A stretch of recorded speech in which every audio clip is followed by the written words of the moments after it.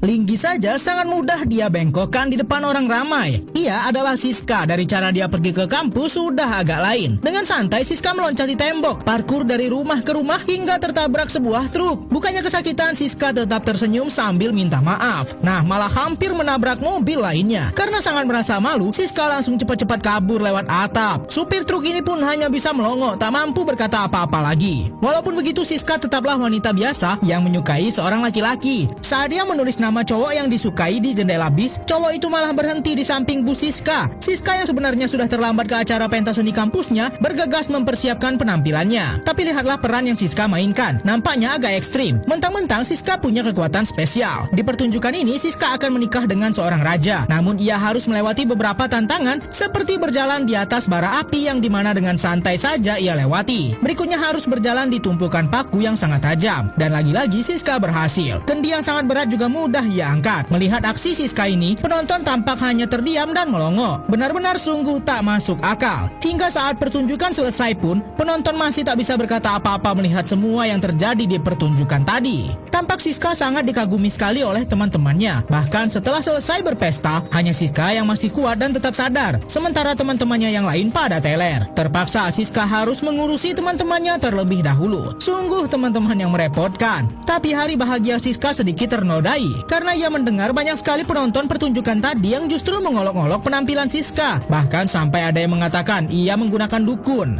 Rela minum dari sepatu demi mendapat perhatian dari pria yang disukainya. Itulah yang sedang dilakukan oleh Siska. Namun sayangnya walaupun sudah caper parah, Boy malah tampak mengabaikan Siska. Tapi Siska tak menyerah. Saat Boy akan pulang, Siska mencegatnya dan malah diam-diam ikut di motor Boy. Namun Boy malah pergi ke kantor polisi. Mungkin dia mau melaporkan Siska, tapi ternyata tidak. Boy datang untuk menggoda seorang janda yang bekerja di sini. Ternyata cinta Siska bertepuk sebelah tangan karena Boy sukanya sama janda. Tapi Boy terus diabaikan sama janda itu. Siska pulang ke rumah namun ia malah bertengkar dengan orang tuanya karena Siska tak mau melanjutkan latihan bela diri untuk mengembangkan ilmu yang sudah diwariskan turun-temurun. Walaupun sejak kecil Siska sudah dilatih bela diri, namun sekarang ia hanya ingin jadi siswa biasa. Berbanding terbalik dengan ayahnya yang selalu mencari keributan. Para bapak-bapak ini akan menghadapi rombongan gangster. Namun perlawanan mereka diabaikan dan para gangster malah tetap saja tawuran. Lalu muncullah satu bapak-bapak lainnya yang mempunyai ilmu yang sangat hebat. Mereka berempat adalah legenda bela diri yang sangat terkenal pada masanya. Masing-masing mereka mempunyai ilmu yang sangat unik. Abang Gondrong ini punya ilmu yang disebut dengan tanda bahasa. Lalu ada yang bisa mengendalikan ilmu dansa bela diri. Dan ayah Siska punya keahlian Charyok yang dimana bisa menyerang tanpa menyentuh. Para legenda ini berkumpul kembali karena merasa ilmu yang mereka tekuni ini akan punah. Sebab para anak-anak tidak ada yang mau meneruskan latihan dan ikut kompetisi. Termasuk Siska yang malah sibuk menggoda siswa tampan di kampusnya. Semua latihannya sejak kecil hanyalah sia-sia. Saat bola hoki akan menghantam Siska, ia tak sengaja menggunakan ilmu bela dirinya yang sudah selama ini ia rahasiakan dari semua orang. Namun saat ia kembali ke kelas, teman latihan Siska di masa kecil tiba-tiba muncul lagi setelah sekian lama mereka tak bertemu. Ilyong datang untuk mengajak Siska kembali berlatih bela diri dan terus mewarisi ilmu yang dimiliki ibunya. Tapi tentu saja Siska tidak mau karena ada pria tampan yang disukainya. Ilyong tak henti-hentinya mengikuti Siska sampai membuat Siska merasa malu. Namun saat Siska akan kembali ke ruang olahraga, ia melihat tim hoki kampus mereka sedang diserang. Dengan sangat spontan, Siska mengeluarkan semua ilmunya untuk mengusir tim yang menyerang kampus mereka. Kini semua orang malah mengetahui kalau Siska punya kekuatan bela diri yang sangat luar biasa. Dan barulah semua orang respect kepadanya. Kekuatan yang dimiliki Siska sangatlah luar biasa. Bahkan saat ia tersandung karena ada batu besar yang menghalanginya, dengan sangat mudah ia memindahkannya di saat para lelaki kesulitan melakukan itu. Kini Siska menjadi idola karena sudah menyelamatkan tim hoki kampusnya. Namun tetap saja Ilyong masih berusaha membujuk Siska untuk kembali berlatih bela diri. Bahkan saat sudah diabaikan oleh Siska dan ditinggalkan di depan perpustakaan, Ilyong masih berusaha untuk menemui Siska. Dan lagi-lagi usahanya dicuekin Siska. Melihat Siska yang akan pulang, ia pun mengejarnya dan tampak bergelantungan di belakang bus Siska. Tapi saat dalam bus, Siska melihat cowok yang disukainya terlihat terburu-buru. Ternyata cowok yang Siska sukai sedang berusaha menyelamatkan polisi janda yang menjadi incarannya. Polisi janda ini tampak sedang kesulitan untuk menghentikan gangster yang akan bertarung.